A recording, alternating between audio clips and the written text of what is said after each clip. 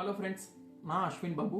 இன்றைக்கி நம்ம டாப்பிக்கில் பார்த்தீங்கன்னா சினிமா வந்து நம்ம லைஃப்பில் எவ்வளோ இன்ஃப்ளூயன்ஸ் பண்ணுது, நம்ம அதனால் எவ்வளோ இன்வால்வ் ஆகி பார்த்துக்கிட்டு இருக்கோம், நம்ம அதனால் என்னென்னலாம் பண்ணிகிட்டு இருக்கோன்றதை பார்ப்போம். ஓகேங்களா?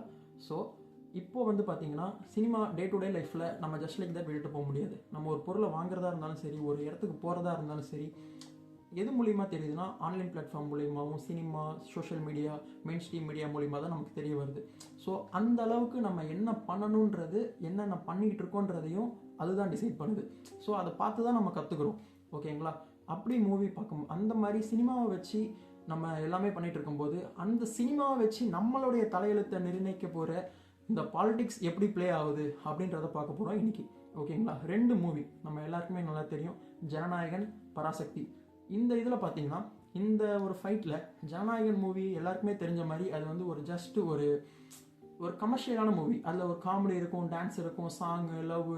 ஸோ இந்த மாதிரியான ஒரு கமர்ஷியல் எலமெண்ட்ஸை ஃபில் பண்ணி கொண்டு வந்த ஒரு மசாலாவால் செய்யப்பட்ட ஒரு மூவி தான் வந்து ஜனநாயகன். ஸோ ரொம்பவே ஒரு இன்ட்ரெஸ்டிங்கான மூவி, போனால் என்ஜாய் பண்ணிட்டு வரலாம். இந்த பக்கம் பார்த்தீங்கன்னா பராசக்தி அந்த மாதிரியான மூவி கிடையாது. ஸோ அதுலேயும் சின்ன சின்ன எலமெண்ட்ஸ் வச்சுருப்பாங்க. பட் ஆனால் மூவி வந்து அந்த மாதிரி இருக்காதுன்னு சொல்லியிருக்காங்க. ஏன்னா அது வந்து பார்த்திங்கன்னா நம்மளுடைய பாஸ்ட்டில் நடந்த தமிழ்நாடுடைய ஹிஸ்ட்ரி பேஸ் பண்ணி எடுத்திருக்காங்க. தமிழ்நாட்டில் எவ்வளோ கஷ்டப்பட்டாங்க அந்த டைமில். ஸோ அதை பேஸ் பண்ணி ஒரு ரெவல்யூஷனை கிரியேட் பண்ணுற மாதிரியான ஒரு மூவி, புரட்சியை கிளப்புற மாதிரியான மூவி இருக்கணும் அப்படின்னு சொல்லியிருக்காங்க அந்த டீம்லேருந்து. ஸோ அப்படி என்ன இது பண்ண போகிறாங்க, அப்படி என்ன ஒரு ஐடியாலஜியை பேசியிருக்காங்க அப்படின்னு நம்ம பார்த்தோம்னா, அங்கே வந்து டிஎம்கே, இங்கே தான் வந்து டிஎம்கேவுடைய ஐடியாலஜி உள்ளே வருது.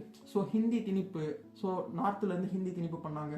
ஸோ அதை எதிர்த்து மக்கள் எப்படி போராடினாங்க, அதை பேசுகிற மூவியாக இருக்குது. ஸோ இந்த 2 மூவியும் ஒவ்வொரு டைமில் வந்திருந்தால் நமக்கு எந்த ஒரு இஷ்யூமே இல்லை, இது நார்மலாக இருக்கும்.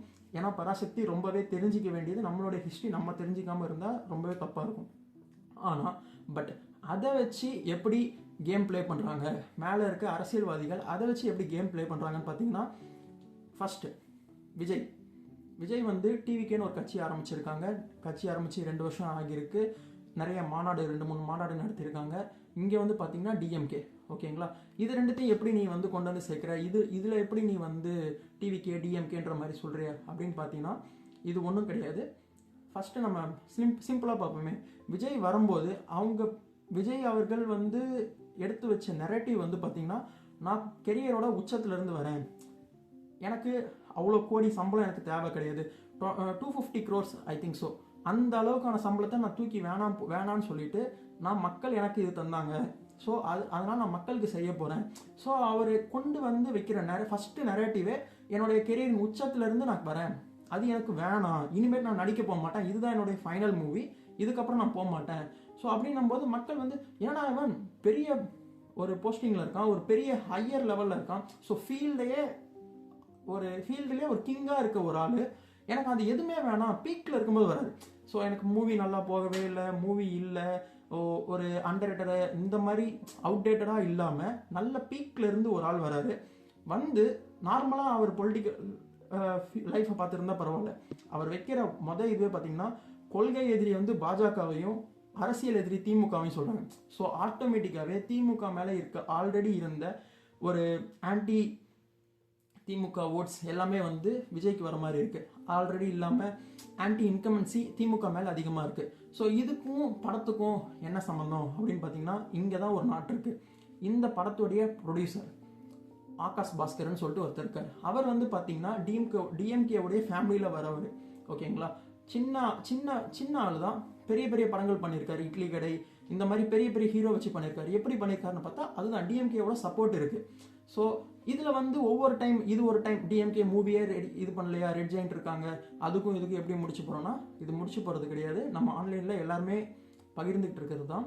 எப்போயோ வரப்போகிற மூவியை ஃபாஸ்ட் பண்ணி இப்போ ஜனநாயகன் கூட ரிலீஸ் பண்ணியே ஆகணும். ஏன்னா விஜய் வச்ச நரேட்டிவை பிரேக் பண்ணணும்னா சிவகார்த்திகேயன்ற ஒரு மாஸ் ஹீரோவை வச்சு பிரேக் பண்ணலாம் அப்படின்னு பார்க்குறாங்க. ஸோ சிவகார்த்திகேயன் வந்து இப்போ வந்து ஹீரோ தான், பட் ஸ்டில் இவருடைய அந்த சொல்கிறாருங்க இல்லையா, ஒரு பெரிய ஒரு ஜெயிண்டாக இருக்க, நீ வந்து ஒரு சினிமாவில் வந்து ஒரு பெரிய ஆளாக இருக்க, அதை பிரேக் பண்ணணும் அப்படின்றதுக்காக இந்த மூவியை இது கூட. ஸோ ஒரு கமர்ஷியல் வந்து பீட் பண்ணால் பரவாயில்ல. ஸோ ஒரு ஐடியாலஜிக்கலாக ஒரு ரெவல்யூஷனரி மூவியாக கொண்டு வந்து இது கூட ஃபைட் பண்ண வைக்கிறாங்க. ஸோ இதுதான் வந்து நமக்கு இங்கே பிரச்சனையாக படுது. அது மட்டும் இல்லாமல் வரப்போகிற ஒரே டைமில் படம் ரிலீஸ் ஆகுது. அது மட்டும் இல்லை, இங்கே வந்து ஆடியோ லான்ச் வந்து ஜீ தமிழில் வந்து ரிலீஸ் ஆகுது 4ஆம் தேதி. அதே டைமில் இதோடைய ஆடியோ லான்ச் ஃபங்க்ஷனும் அதே சண்டே வச்சுருக்காங்க. இங்கே சண்டே, இங்கேயும் சண்டே. ஓகேங்களா? அதே மாதிரி ஈரோடு மாநாட்டில் வந்து போயிட்டு இருந்தது. ஈரோடு மாநாட்டிலே அவர் வந்து தெளிவாக சொல்லியிருப்பார், இந்த மாதிரி வந்து எனக்கு இது சரியில்லை. எந்த மாதிரினா, இப்போது அந்த ஒரு வள்ளுவர் கோட்டத்தில் தான் வந்து பார்த்தீங்கன்னா பராசக்தியோட இது நடந்தது. அதே டைம் தான் ஈரோட்டில் வந்து இவருடைய மாநாடு நடந்தது, டிவிகே மாநாடு நடந்தது. ஸோ எப்படி சிங்க் ஆகுதுன்னு பாருங்கள். அதே மாதிரி டிஎம்கேலேருந்து பார்த்தீங்கன்னா, டிஎம்கே சைட்லேருந்து எப்படியெல்லாம் இந்த படத்தை வந்து முடக்க முடியும், தியேட்டர்ஸ் கொடுக்காம நிறைய கலெக்ஷன் எப்படியாவது நிறுத்தி ஆகணும், கலெக்ஷன் இல்லாமல் இந்த மாதிரி பண்ணணும்னு சொல்லிட்டு அதே மாதத்தில் அஜித் நடித்த பழைய மூவி, ஏன்னா அஜித் விஜய் இது நம்ம எல்லாருக்குமே தெரியும், 2 பேருமே ஒரு ஈக்குவலான ஹைட்டில் இருக்க ஒரு ஆள். பட் ஆனால் அஜித்தோட மூவி இப்போ எதுவுமே இல்லாதனால அஜித்தோட மூவியை அதே மந்த்து ரீரிலீஸ் பண்ணுறோம் அப்படின்னு சொல்லி கொண்டு வராங்க. ஸோ எந்த அளவுக்கு இந்த விஜய்ன்ற இந்த டிவிகே நரேட்டிவை உடைக்கணும் அப்படின்னு சொல்லிட்டு இவங்க யூஸ் பண்ணுறாங்க அப்படின்னு பாருங்கள். ஸோ இதுதான் நான் சொல்ல வரேன். நான் என்ன சொல்ல வரேன்னா, டிவிகேவா டிஎம்கேவா இந்த இதுவா அந்த இதுவா நான் பேச வரல. ஓகேங்களா? இந்த படமும் பாருங்கள், இந்த படமும் பாருங்கள். நான் எந்த படத்துக்கும் எந்த கட்சிக்கும் நான் சப்போர்ட் பண்ணல இந்த வீடியோவில். ஓகேங்களா? ஸோ நான் என்ன சொல்ல வரேன், இந்த மாதிரியான ஃபேக் நரேட்டிவ்ஸ்க்கு நம்ம அலையிடக்கூடாது. நம்ம யாருக்கு ஓட்டு போடணும், நம்ம யார் படத்தை பார்க்கணுன்றது நம்ம கையில் தான் இருக்குது. ஸோ மூவியாக மட்டும் பாருங்கள், யாருக்கு என்ன பண்ணணுன்றது நம்ம எல்லாருக்குமே தெரியும். ஸோ நம்ம தான் ரைட் டெசிஷன் எடுக்கணும் எதுவாக இருந்தாலுமே. ஓகேங்களா? தேங்க்யூ.